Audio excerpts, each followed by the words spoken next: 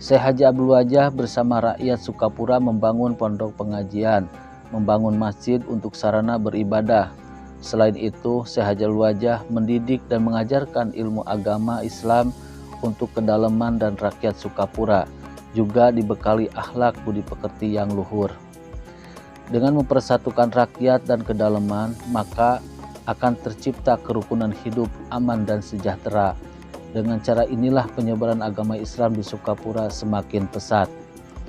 Cara dakwah Syekh Haji Abdul Wajah mengikuti jejak ayahnya, yaitu Syekh Khotib Muwahhid, dan kakeknya, yaitu Syekh Bagus Khalifah sebagai pemuka agama Islam. Syekh Bagus Khalifah adalah adik kandung Raden Wirawangsa, Bupati Sukapura ke-1, bergelar Wiradadaha I.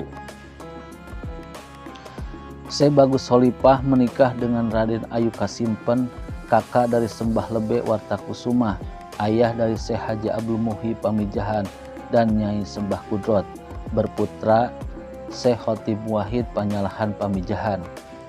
Syekh Khotib Muwahhid sebelum menjadi santri Syekh Haji Abdul Muhi, beliau menimba ilmu agama Islam di kota Demak. Ketika Syekh Haji Abdul Muhi menimba ilmu di Kuala Aceh, Syekh Khotib Muwahhid sering berkunjung dan bersiraturahmi kepada Sembah Lebe Wartakusuma dan Nyai Raden Ajeng Tanganjia selaku paman dan bibinya di Mataram. Pernikahan Syekh Khotib Muwahhid dengan Nyai Sembah Kudrot adalah pernikahan saudara sepupu berputra: 1. Syekh Haji Abdul Wajah, 2. Kiai Nurdin Panyalahan, 3. Kiai Indranata, 4. Kiai Ihsan, 5. Kiai Muhammad Bayan, dan 6. Kiai Abu Qasim. Dengan bersatunya kedalaman Sukapura dengan ulama Pamijahan, sehingga dapat memperluas jaringan penyebaran agama Islam. Seperti putra-putri Syekh Haji Abdul Muhi, yang pertama Syekh Haji Abdullah menikah dengan putri Cirebon, menyebarkan agama Islam di Cirebon, Jawa Barat, sampai Jawa Tengah dan Jawa Timur. Kedua, Syekh Dalem Bojong Pamijahan menyebarkan agama Islam di daerah Jawa Barat, keturunannya Bandung Cigondewa. Ketiga, Syekh Paki Ibrahim atau yang disebut Sunan Cipager menikah dengan Ratu Putri, Putri Sunan Wanaperih, menyebarkan agama Islam di Majalengka, Kerajaan Telaga Manggung. Keempat, Nyai Madya Kusuma diperistri oleh Syekh Najmuddin Lengkong Dharma Kuningan, menyebarkan agama Islam Dharma Kuningan. Putra dari Syekh Khotib Muwahhid Panyalahan, yaitu Syekh Haji Abdul Wajah, menyebarkan agama Islam di daerah Sukapura dan Galuh Imbanegara Ciamis dan sekitarnya. Masih banyak lagi ulama-ulama Pamijahan yang tersebar di pelosok Nusantara.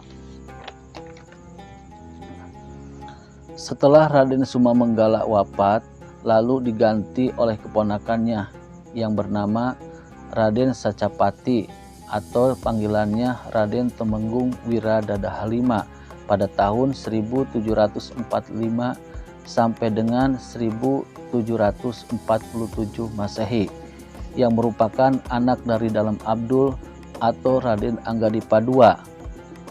Raden Anggadipa II adik kandung Raden Subhamanggala. Sebenarnya Dalem Anggadipa ini yang dicalonkan untuk menjadi bupati kelima, namun menolaknya dan menyerahkan kepada anaknya karena Dalem Anggadipa lebih suka menuntut ilmu agama Islam. Pada masa remaja, Raden Sacapati bersahabat dengan Raden Mas Garuda atau Raden Adipati Kusuma Dinata III, putra Raden Jayabaya Patih Ibanegara Ciamis. Raden Sacapati dan Raden Adipati Kusuma Dinata III sering mengikuti pengajian di Sukapura yang dipimpin oleh Syekh Haji Abdul Wajah. Berita ketinggian ilmunya itu sampai juga ke telinga Raden Jayabaya. Atas undangan Raden Jayabaya Patih Imbanegara Ciamis, Syekh Haji Abdul Wajah menjadi pemuka agama untuk mendidik dan mengajarkan agama Islam di Imbanegara Ciamis sampai akhir hayatnya. Jenazah ulama besar ini dimakamkan di Gunung Sari, Imbanegara Ciamis. Hingga saat ini banyak orang berduyun-duyun berziarah ke makamnya sambil membacakan doa sebagai wujud kecintaan terhadap Syekh Haji Abdul Wajah. Seorang ulama telah berjuang menyebarkan agama Islam di tanah air dan Jawa Barat pada khususnya. Karya tulis Syekh Haji Abdul Muhyi yang asli tidak ditemukan, akan tetapi ajarannya disalin oleh murid-muridnya, diantaranya oleh putra sulungnya sendiri, yaitu Syekh Haji Abdullah Muhyiddin yang menjadi tokoh tarekat Satariyah sepeninggal ayahnya. Ajaran Syekh Haji Abdul Muhyi versi Syekh Haji Abdullah Muhyiddin ini ditulis dengan huruf pegon Arab Jawi dengan menggunakan bahasa Jawa Baru pesisir.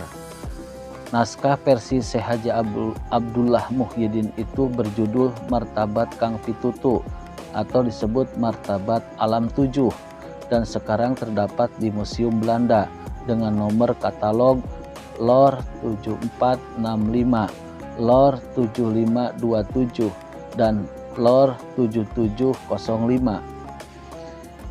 Ajaran Martabat Alam 7 ini berasal dari ajaran tasawuf Wahdatul Wujud atau yang disebut kesatuan wujud yang dikembangkan oleh Ibnu Arabi. Tidak begitu jelas kapan ajaran ini pertama kali masuk ke Indonesia. Yang jelas sebelum Syekh Haji Abdul Muhyi, beberapa ulama sufi Indonesia sudah ada yang menulis ajaran ini, seperti Hamzah Pansuri, Samsudin As-Sumatrani, tokoh sufi wafat pada tahun 1630 Masehi, dan Abdul Rauf Singkil dengan variasi masing-masing. Oleh karena itu sangat lemah untuk mengatakan bahwa karya Syekh Haji Abdul Muhyi yang berjudul Martabat Kang Pitutu ini sebagai karya orsinilnya, tetapi besar kemungkinan berupa saduran dan karya yang sudah terdapat sebelumnya dengan penafsiran tertentu darinya. Menurut ajaran Martabat Alam 7, seperti yang tertuang dalam Martabat Kang Pitutu, wujud yang hakiki mempunyai 7 martabat, yaitu 1. Ahadiyah, hakikat sejatinya Allah Subhanahu wa Ta'ala. 2. Wahdah, hakikat Muhammad Sallallahu Alaihi Wasallam. 3. Wahidiyah, hakikat Adam alaihissalam. 4. Alam arwah, hakikat nyawa. Yang 5. Alam misal, hakikat segala bentuk. Dan 6. Alam adsam, hakikat tubuh. Dan 7. Alam insan, hakikat manusia. Kesemuanya bermuara pada yang satu, yaitu ahadiyah Allah Subhanahu wa Ta'ala. Dalam menjelaskan ketujuh martabat ini, Syekh Haji Abdul Muhyi pertama-tama menggarisbawahi perbedaan antara Tuhan dan hamba agar sesuai dengan ajaran Syekh Abdul Rauf Singkil. Orang tidak terjebak pada identiknya alam dengan Tuhan. Ia mengatakan bahwa wujud Tuhan itu qadim, ajali atau abadi, sementara keadaan hamba adalah muhdas atau baru. Dari 7 martabat itu, yang qadim itu meliputi martabat ahadiyah, wahdah, dan wahidiyah.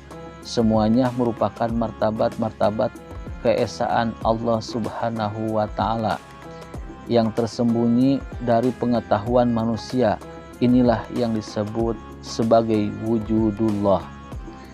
4 martabat lainnya yang termasuk dalam apa yang disebut muhdas, yaitu martabat-martabat yang serba mungkin, yang baru terwujud setelah Allah Subhanahu wa Ta'ala memfirmankan kun, artinya jadilah. Selanjutnya melalui martabat 7 itu Syekh Haji Abdul Muhyi menjelaskan konsep insan kamil yang artinya manusia sempurna. Konsep ini merupakan 7 pencapaian aktivitas sufi yang hanya bisa diraih dengan penyempurnaan martabat manusia agar sedekat-dekatnya mirip dengan Allah Subhanahu wa Ta'ala. Mulai usaha Syekh Haji Abdullah Muhyiddin, ajaran martabat 7 yang dikembangkan Syekh Haji Abdul Muhyi tersebar luas di Jawa pada abad 18. Sekian dan terima kasih. Demikian video dari saya, semoga bermanfaat dan semoga untuk menambah wawasan dan pengetahuan. Jangan lupa like, komen, dan subscribe. Wabillahi taufiq wal hidayah. Wassalamualaikum warahmatullahi wabarakatuh.